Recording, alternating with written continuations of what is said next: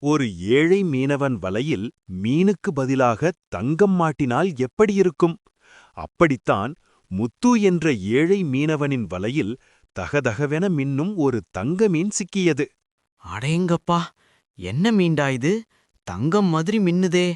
என் வறுமை தீர வழி கிடைச்சிருச்சு என்று முத்து அதிர்ச்சியும் மகிழ்ச்சியுமாக நினைத்தான்.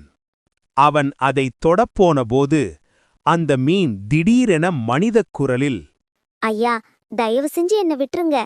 நான் சாதாரண மீன் இல்ல, சூழ்நிலையில மீனா இருக்கிற ஒரு இளவரசி. என்ன சமைச்சு சாப்பிட்றாதீங்க ப்ளீஸ் என்று பயந்த குரலில் கெஞ்சியது. முத்து குழப்பத்துடன், பேசுதா, மீன் பேசுதா என்று திகைத்தான். உன்னை விட்டா என் குடும்பம் பட்டினியில சாகும். உன்னை வித்தா என் கஷ்டம் எல்லாம் தீரும் என்று ஒரு கணம் தயங்கினான். ஆனால் அந்த மீனின் கண்களில் வழிந்த கண்ணீரைக் கண்டதும் முத்துவின் மனம் மாறியது. ச்சே, எனக்கு பணம் முக்கியந்தான்.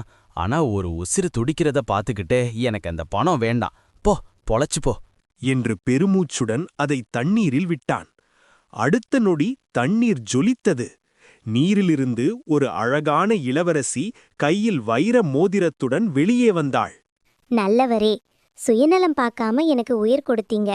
இது உங்க நல்ல மனசுக்கான பரிசு என்று அந்த மோதிரத்தை கொடுத்தாள். முத்து, வைர மோதிரமா என்று நம்ப முடியாமல் நின்றான். சில சமயத்துல நாம ஆசைப்படுறத தியாகம் பண்ணா அதை விட பெரிய பொக்கிஷம் நம்மள தேடி வரும். உண்மைதானே?